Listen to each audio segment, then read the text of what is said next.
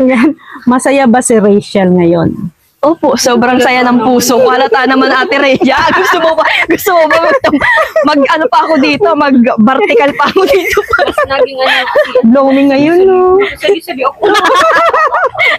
Sige natin. Kayo mamaya ang hot seat ko. Ayan, kung papipiliin ka, ayan, sa noon o ngayon? Siguro kung papipiliin po ako. Siyempre, noon, nandyan si mama mo. Yes po. Ngayon, nandito si Ruel. Kung papipiliin ka lang. Parang ang hirap magpili. Ang hirap magpili.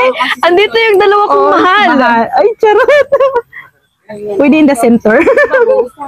Pwede bang parehas na lang? Kung may gusto man akong ibalik, yung noon, tapos ipunta ko nang dito sa ngayon? Sa ngayon. Kung pwede lang. Kung pwede lang. Pwede Kasi naman. Masaya naman noon. Masaya din naman dito. Pwede bang i-combine na lang? Pero yung saya mo noon at ngayon, same lang. Or mas, saan ang higit? Ang ngayon or ang noon na saya? Parang hindi ko masasabi ngayon kasi nga po, siguro mas masaya kung may noon pa rin. Oo. So, naintindihan natin yung, syempre yung mama mo. Ang hirap po talagang mamili. Oo. Shit, correct. Tama yan. Ang hirap mamili kasi parehas masaya. Oo, at mahal mo. Pareha Yes, mahal po. mo. Oo. So, ito, masasabi mo ba na yung taong nagmamahal sa'yo, yun na talaga yung sabi the last and the forever? Yes po. Yun na talaga. Yun na po talaga yung nasisense ko na talagang may future, talagang may forever. Oo. Nakilala namin kayo ni Ruel sa serye ni Kalinga Prab. Doon namin kayo minahal, nakilala ng ano. So, ano bang mga experience or anong bang ano mo doon? Siyempre, first meet ninyo doon. Experience po, siyempre, Pero meron lang mascara doon. nakaka-pressure. Na-pressure. Na-pressure po talaga ako. Kasi nga po, siyempre, baka po may mamali ako ng sasabihin. Siyempre po, serye-serye po baga. Kaya, pero nag-enjoy naman po ako ng ginagawa yun. Parang ano lang yung ginagawa po namin, parang normal na lang. Normal na lang. So, yung first meet ninyo ni Ruel nung sa serye, anong masasabi mo sa kanya? First Siyempre, meet po, unang-una, hindi mo pa lubos makilala yun. Na-attract ka na ba agad? hindi naman po, napugian lang po ako. Napugian ka na. Tapos, nung hinawakan niya yung nagkipag-shake hand siya ng biglaan, ay, sabi ko, ang lambot ng kamay. Tapos, ano siya hindi siya makatingin sa akin ng diretso, tapos ako nakatingin sa kanya ng diretso. Sabi ko, nampangit ko siguro, kaya di ako tingin-tingnan. So, tinanong mo ba si Ruel na nung first ninyo kita, crush ka niya or ikaw ang may crush sa kanya? Hindi naman po. Hindi mo tinanong si Ruel kung may crush siya sa'yo nung unang meet? Siguro. Ay, opo, may crush siya sa akin. Ay, syempre ga, ano ko na. Sabi mo, interview ito. Sa akin to interview to sa akin. Syempre, oo, crush mo ako. So, ayan. So, bago, ayan, masaya tayo. Dito naman tayo. Ito ay last na to.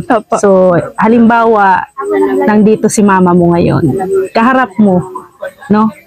Ano ang masasabi mo kay mama mo na nandito siya sa harap mo? Kung maganda, pumikit ka para ma-imagine mo na. Nandiyan talaga si mama mo. Siyempre po, kung nandito man si mama, ang masasabi ko lang, ma, yung sabi ko sa yung gusto ko maging vlogger, ngayon vlogger na. Tsaka yung sasabi ko sa'yo na magiging with honor din ako, nagiging with honor na. Ang ano lang kasi wala ka na. Hindi ka na nakakaakit sa stage para ikabitan ako ng medal, para suportahan ako ngayon. Lalo na nakakatulong na din tayo sa iba. Kaya kung nandito ka man ngayon, sana nandito ka na lang. Para yung mga natatamasa namin is natatamasa mo rin.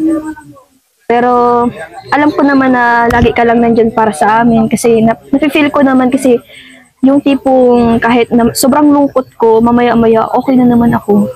Kasi parang ikukwento ko lang sa kanya kahit hangin na lang. ikukwento ko lang sa kanya kahit ano, yung kapag nasasaktan ako, kapag may mga basher po na binabash ako ng grabe, talagang nadudurog po yung puso ko. Pero nung nagkakwento po ako sa kanya, kahit hangin na lang talagang pinagkakwentuhan ko kahit wala ng tao. After po na mailabas ko yun, nagiging okay po ako. Tsaka parang gumagaan po yung pakiramdam ko. Kasi kapag lumalapit po ako sa kanya, lalo na kay God, nagiging okay po ang pakiramdam ko. Bumabalik ulit yung sigla.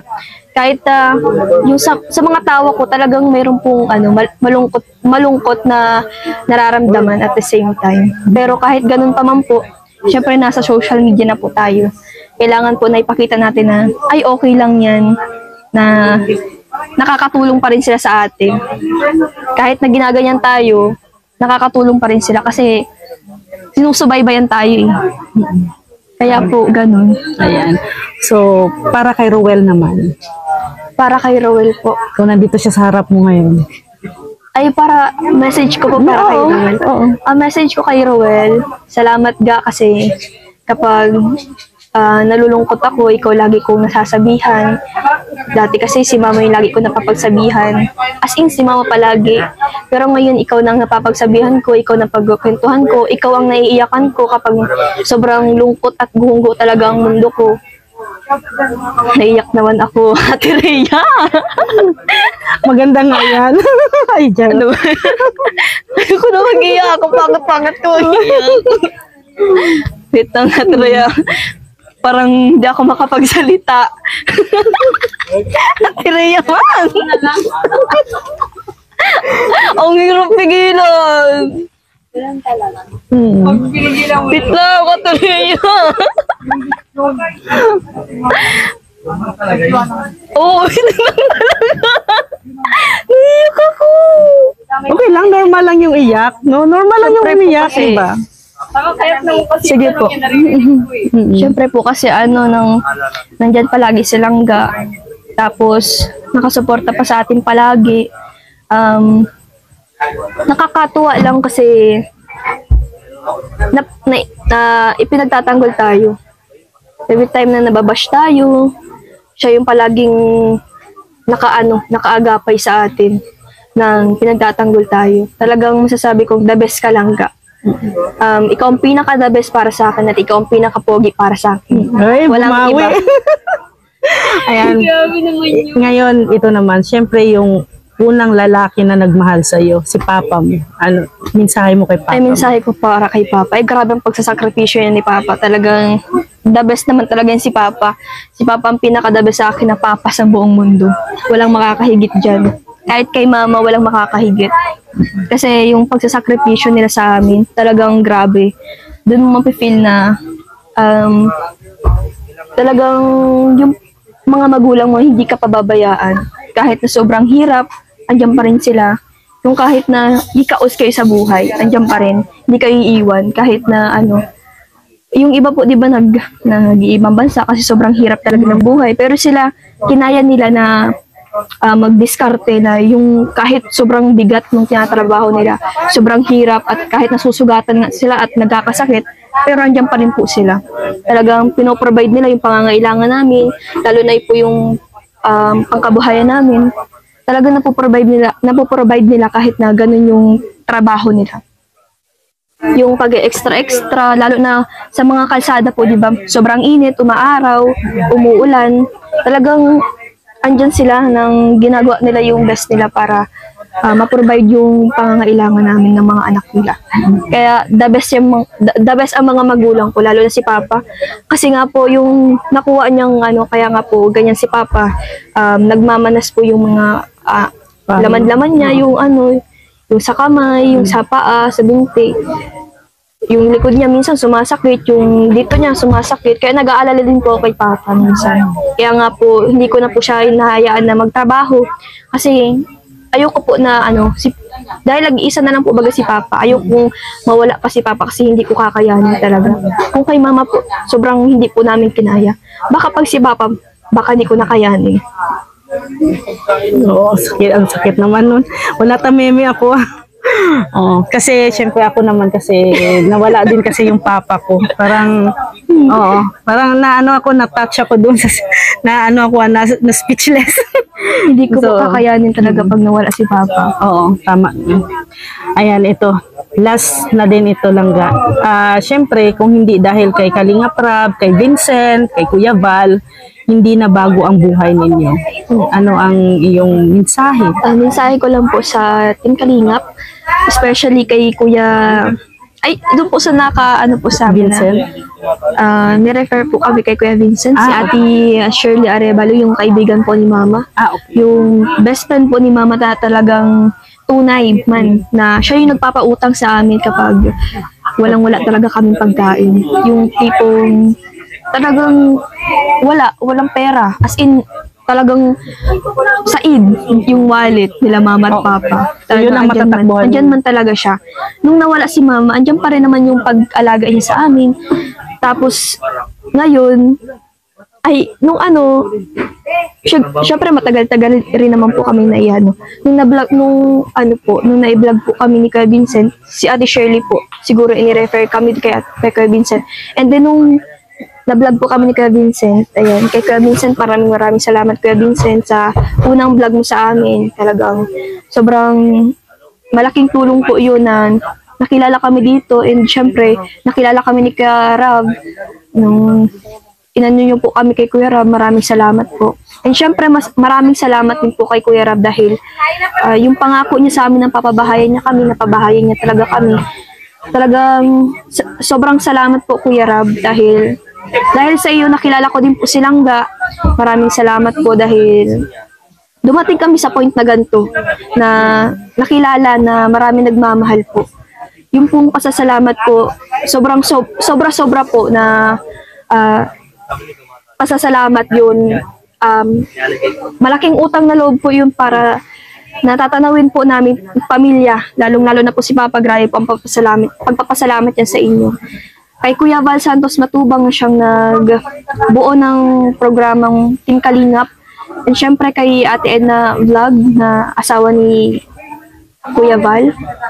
And syempre sa lahat po ng Kalinga partners, ayan, maraming salamat po sa inyo sa patuloy po ninyong pagtulong sa mahihirap na tao. Na katulad po namin na dumaan din po sa ganun na ngayon na nabago talaga ang as in. Kaya salamat po. And syempre doon po sa mga viewers, sa mga subscriber po, maraming salamat po sa inyo kasi hindi rin naman po kami magkakaroon ng revenue or magkakaroon ng views kung wala po kayong lahat na sumusuporta po sa amin.